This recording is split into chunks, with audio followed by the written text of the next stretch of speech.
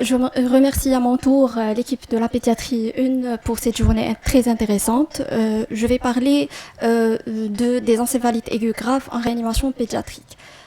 Pourquoi en parler? L'incidence elle est de 10 à 14 pour 100 000 enfants et les professionnels de santé de première ligne, ça veut dire les urgentistes qui font des gardes aux urgences, doivent savoir comment reconnaître et prendre en charge ces enfants. Pourquoi cette pathologie intéresse le réanimateur? Parce que c'est une urgence neurologique pédiatrique majeure et le diagnostic précoce permet de prendre en charge ces enfants dans un milieu de réanimation rapidement avec un traitement adapté permet d'améliorer le pronostic. Ça a été bien défini avant moi. Donc, l'encéphalite elle est définie comme inflammation du parenchyme cérébral avec signe de dysfonction neurologique. Elle peut être associée à une méningite ou une atteinte médulaire ou radiculaire. L'encéphalopathie a différencié de l'encéphalite qui correspond à une atteinte diffuse non inflammatoire. Les étiologies qui ont été présentées avant moi, donc historiquement c'était le réflexe infectieux, donc la grande majorité des cas étaient présumés infectieux, conduisant à une vision en tunnel strictement concentrée sur les antiviraux et les antibiotiques. Aujourd'hui, c'est l'émergence du dysimmunitaire avec les encéphalites non infectieuses et auto-immunes qui sont de plus en plus reconnues mais restent mal appréhendées et entraînant des retards dangereux dans le diagnostic et l'immunothérapie. L'hypothèse dysimmunitaire doit être intégrée dès la première heure dans la stratégie diagnostique en réanimation.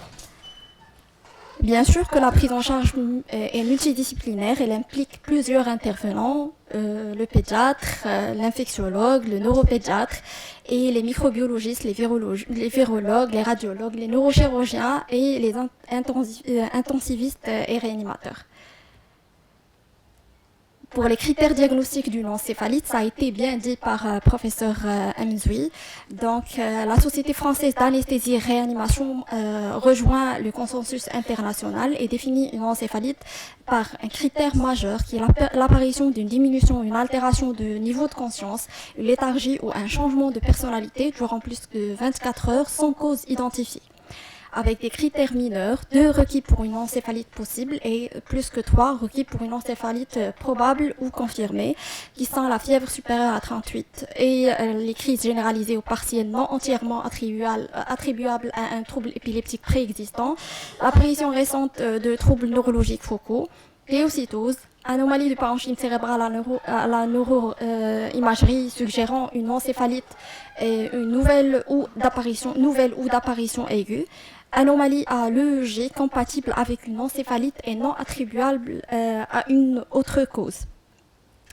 En pédiatrie, la pléocytose, selon le revue francophone des laboratoires qui ont publié en 2023, que cette pléocytose, elle peut être variée en fonction des tranches d'âge. Donc chez le prématuré, on peut avoir une pléocytose à 9 et le nouveau-né à 8, 1 à 4 semaines d'âge à 11, après c'est à 7 et après 6 semaines c'est à 2. La question qui se pose quand on reçoit un malade aux urgences, ou bien il est hospitalisé au service d'hospitalisation médicale, quand est-ce qu'il faut transférer le malade en réanimation? Donc la Société française d'anesthésie réanimation, elle a indiqué que le transfert en réanimation doit être face à un malade qui fait une défaillance d'organes. Donc, soit la défaillance elle est neurologique avec un Glasgow qui est inférieur à 13, ou bien un état de mal épileptique, une défaillance respiratoire, une défaillance hémodynamique ou autre défaillance rénale par exemple. Je rappelle ici le score de Glasgow qui varie en tranche d'âge en fonction de s'il s'agit d'un nourrisson, surtout la réponse verbale. L'ouverture des yeux, elle rejoint l'adulte. La réponse verbale, elle varie en fonction de s'il s'agit d'un nourrisson qui ne peut pas parler ou bien c'est un enfant de plus de 2 ans. Un enfant qui est plus de 2 ans, ça rejoint l'évaluation de la réponse verbale d'un adulte. Et pour les tout petits nourrissons de moins de 2 ans, c'est en fonction de leur niveau psychomoteur. Et pour la réponse motrice, ça rejoint la même classification que chez l'adulte. Pour la prise en charge, donc il y a deux axes de prise en charge. Il y a une prise en charge immédiate pour les malades, pour déjà évaluer la gravité de ce malade. Est-ce qu'il va être admis en réanimation directement, ou bien on peut l'admettre au service d'hospitalisation en pédiatrie. Donc la première, c'est l'intervention immédiate, et la deuxième, c'est une évaluation continue à la recherche d'une étiologie et en faisant des bilans qui ont été bien décrits avant cette présentation. Donc les objectifs de la prise en charge immédiate. Donc, pour la Société mondiale d'anesthésie, elle a décrit comme 3 objectifs. Le premier objectif, c'est le soutien des fonctions vitales. Il faut tout ce qui est l'algorithme de ABCDE, et de maintenir la liberté des voies aériennes, la respiration, la circulation. Deuxième objectif, c'est de diagnostiquer et traiter les causes engageant le pronostic vital immédiat, par exemple l'hypertension intracrânienne et les agressions cérébrales secondaires d'origine systémique. Le troisième objectif, c'est d'arrêter la crise convulsive et prévenir les récidives. On va commencer par le premier objectif, qui est le soutien des fonctions vitales et maintenir la liberté des voies aériennes supérieures, la respiration et la circulation. Donc, toujours dans le cadre des urgences, il faut suivre l'algorithme ABCDE, et donc il faut vérifier la libération des voies aériennes supérieures. Par exemple, si j'ai un malade qui se présente en trouble de conscience et qui présente par exemple une chute de la langue suite à un état post-critique, il faut bien sûr soit mettre une canule de Guedel et le mettre sous oxygénation s'il est hypoxique. Et pour tout ce qui est ventilation, si le malade est avec un Glasgow inférieur à 8, il est indiqué de l'intuber. Si par exemple il y a une chute de ce score de 3 points, il faut l'intuber. S'il y a des signes d'engagement cérébral imminent, il faut bien sûr l'intuber. Donc 3 critères pour intuber un malade en urgence. Pour la ventilation, est-ce que l'hyperventilation a une place ou bien elle a ses limites? Bien sûr que l'hyperventilation, elle permet d'avoir une pression artérielle en CO2 normale, mais ça ne doit pas dépasser 2 heures maximum. Donc une hyperventilation agressive va entraîner une hypocapnie, et cela va entraîner une diminution du débit cérébral, sanguin cérébral, et ce qui va entraîner une ischémie cérébrale en aggravant les lésions chez le malade. La prise en charge hémodynamique. Donc le malade, il peut arriver en état de choc suite à son sepsis lié à l'encéphalite. Donc il faut corriger cet état de choc. S'il s'agit d'un état de choc hypovolémique, il faut donner du remplissage par du sérum salé, donc par la règle de 20 ml par kilo pendant 20 minutes. Et s'il ne répond pas au remplissage, 3 remplissages, on peut introduire les drogues vasoactives. On peut mettre les drogues vasoactives à but d'optimiser la pression artérielle pour optimiser la pression de perfusion cérébrale.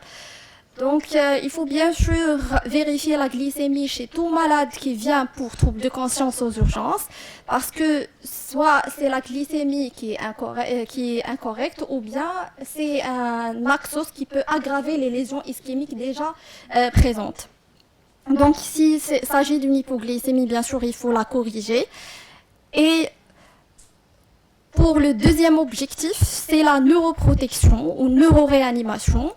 Il faut diagnostiquer et traiter les causes engageant le pronostic vital immédiat. Ça veut dire qu'il faut traiter les agressions cérébrales secondaires d'origine systémique et l'hypertension intracrânienne. Donc, pour les agressions cérébrales secondaires d'origine systémique, ils sont impliqués dans l'aggravation des lésions initiales produites déjà par l'encéphalite. Donc, il y a l'anémie qui peut aggraver les lésions ischémiques, hypo ou hypertension artérielle, une hypocapnie qui peut engendrer une ischémie cérébrale, ou bien une hypercapnie qui peut aggraver un œdème cérébral, hypoxie ou bien hyperoxie, hypo ou hyperglycémie, les dysnatrémies et la fièvre. Un rappel physiologique de l'autorégulation vasculaire cérébrale. Donc, on a une courbe avec le débit sanguin cérébral en variation selon la pression de perfusion cérébrale. Donc, la pression de perfusion cérébrale est égale à la pression artérielle moyenne moins la pression intracrânienne. Vous voyez, il y a 3 courbes. Il y a la première courbe qui est l'absence d'autorégulation. Donc, il n'y a aucune variation du débit sanguin cérébral, il n'y a pas de courbe par rapport à l'autorégulation normale chez l'enfant. Ça rejoint la même courbure que celle de l'adulte, mais on remarque que le débit cérébral, sanguin cérébral chez l'enfant, il est plus élevé si on a pour la même variation de la pression de perfusion cérébrale. Donc pour la même pression de perfusion cérébrale, l'enfant il nécessite un débit sanguin cérébral plus élevé. Ça reflète parce qu'il est en phase de croissance. Du coup, il aura besoin d'un débit sanguin cérébral plus élevé par rapport à l'adulte, mais il est calqué sur l'autorégulation de l'adulte. Et vous voyez en bas de la courbe, on a les diamètres des artérioles cérébrales. Et vous voyez si on arrive au niveau de la courbe au plateau, il y aura une variation de diamètre de ces artérioles.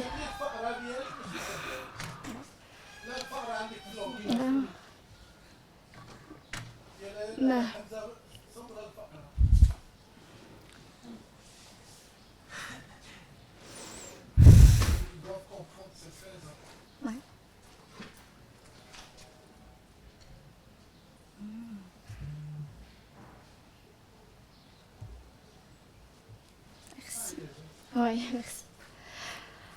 Donc cette courbe, elle montre la variation de débit sanguin cérébral pour arriver à un objectif pour une pression de perfusion cérébrale. Donc il y a 3 courbes. Pour les 2 courbes, il y a la courbe d'autorégulation normale chez l'enfant et pour l'autorégulation normale chez l'adulte, il y a l'absence carrément d'autorégulation. Et vous voyez ici les diamètres des artérioles cérébrales qui varient aussi en fonction de la pression de perfusion cérébrale. Donc ces 2 courbes, ils sont calqués, c'est le même aspect, sauf la même variation de pression de perfusion cérébrale demande un débit sanguin cérébral chez l'enfant plus que chez l'adulte. C'est la raison pour laquelle c'est tout à fait normal et physiologique parce que l'enfant il est en phase de croissance et il nécessite un débit sanguin cérébral et son cerveau plus élevé parce que son cerveau il est en phase de croissance. Donc si on arrive à la phase de plateau, on voit qu'il y aura une variation des diamètres vasculaire cérébrale pour augmenter de nouveau le débit sanguin cérébral pour maintenir une pression de perfusion cérébrale. Et pour la formule, une pression de perfusion cérébrale est égale à la pression artérielle moyenne moins la pression intracrânienne. Ce débit sanguin cérébral est égal à la pression de perfusion cérébrale sur la résistance vasculaire cérébrale. On a vu que le diamètre des vaisseaux, il change et il varie en fonction de cette pression de perfusion cérébrale. Et bien sûr que le prématuré, il nécessite moins de débit sanguin cérébral parce qu'il est encore petit, moins que l'adulte, mais moins que l'enfant de 6 mois à 6 ans. Et l'adulte est moins de l'enfant, on peut dire que c'est le double de l'enfant parce qu'il est en phase de croissance. Donc, ce débit sanguin cérébral, il est contrôlé par plusieurs paramètres. Les paramètres physiologiques, importance de la variation des résistances vasculaires et concept de l'autorégulation cérébrale. Et des paramètres pharmacologiques, c'est l'effet des produits d'anesthésie. Pourquoi j'ai mis cette physiologie? Parce qu'il y aura une implication anesthésique pour la neuroréanimation après. Cette autorégulation vasculaire, donc la cible de la pression artérielle moyenne, elle varie aussi en fonction de l'âge. Donc selon les tranches d'âge, la PAM change. Donc pour un nourrisson de moins de 6 mois, la PAM varie entre 45 et 50. Et pour un nourrisson de 6 à 12 mois, la PAM de 50 à 55. Et pour les enfants de plus de 2 ans, ça varie entre 55 et 70. Et pour les plus de 12 ans, ça rejoint à peu près l'adulte, 75 à peu près. Donc pour la pique ou bien la pique mesurée, si on a mis, parce qu'on peut mettre un cathéter, on verra après, pour mesurer la pression artérielle, soit en intraparenchymateux, soit en intraventriculaire. Si on arrive à mesurer cette pression intracrânienne, on doit avoir comme objectif une pression de perfusion cérébrale qui est cible et qui varie aussi en fonction des tranches d'âge selon l'âge de l'enfant. Donc pour un nourrisson, on doit avoir une pression de perfusion cérébrale supérieure à 40. Si un enfant, l'âge de 1 à 5 ans, de 45 à 50, et si plus de 6 ans, c'est de 50 à 60. Maintenant, par exemple, si j'ai un nourrisson qu'on doit cibler pour lui, une pression de perfusion cérébrale supérieure à 40. Et on a une pression intracrânienne qui est supérieure à 20, par exemple, on va dire 25 mm de mercure. Quel serait mon objectif de PAM? Rappelez qu'on a dit la pression de perfusion cérébrale est égale à la PAM moins la pique. Et on a dit que ce nourrisson, elle aura comme objectif 40 mm de mercure, de pression de perfusion cérébrale, et on aura 25 de pic. Combien on doit avoir d'objectifs? Pardon? Exactement, donc c'est quoi?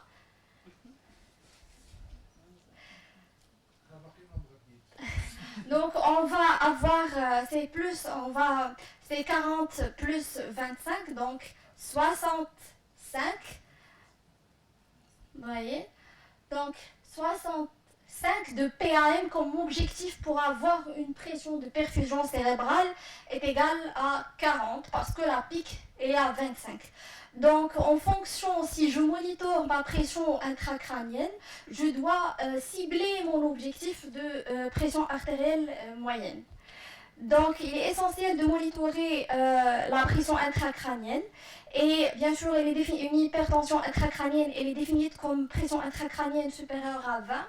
Et si la pique reste réfractaire, bien sûr que les neurochirurgiens peuvent intervenir en fonction de quelle cause, soit hydrocéphalie, c'est la dérivation, ou bien craniectomie décompressive pour les œdèmes post-encéphaliques.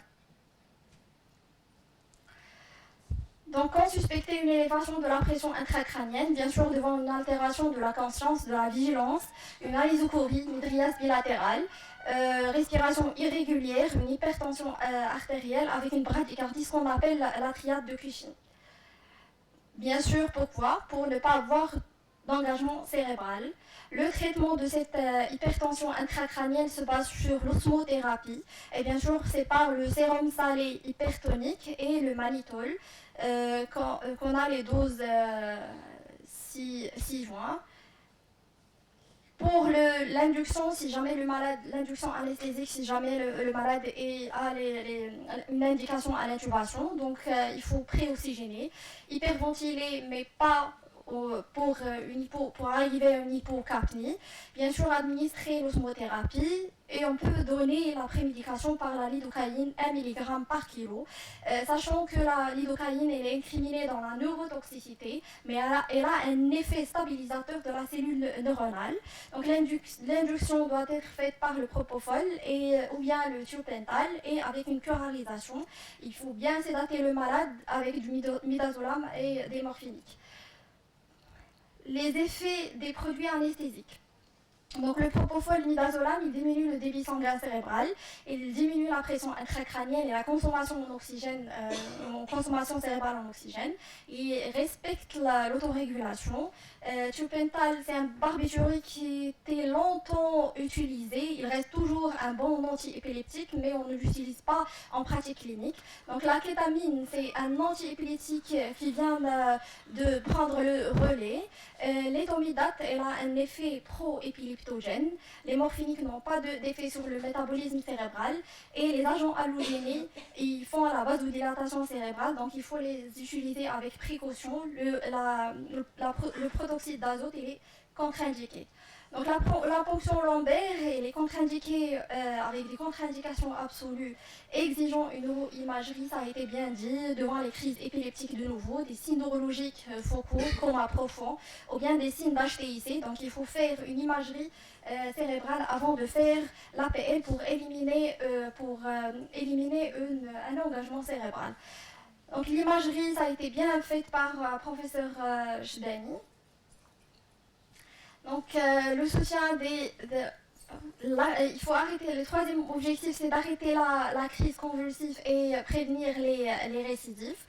Pourquoi il faut traiter ces convulsions? Parce que les lésions neuronales sont irréversibles, qui peuvent apparaître 20 à 30 minutes après la crise. Et plus une crise dure longtemps, moins elle a de la chance de céder spontanément. Donc cliniquement, elle peut être évidente ou bien on peut avoir un état de mal épileptique non convulsif.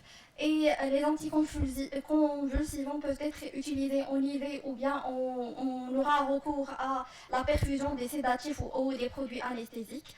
Donc le EEG détermine la présence de crise, elle guide la thérapeutique et est utile pour explorer l'absence de réveil d'un patient après l'arrêt de la sédation. Donc, il y a 3 lignes pour la prise en charge des crises convulsives. La première ligne, c'est d'arrêter la crise d'une façon aiguë par l'administration des benzodiazépines.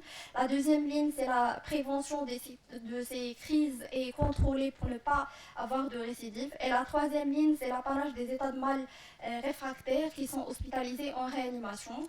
Donc, il y a, en fonction de chaque phase, il ne faut pas dépasser ces chronologies pour ne pas aggraver les lésions ischémiques.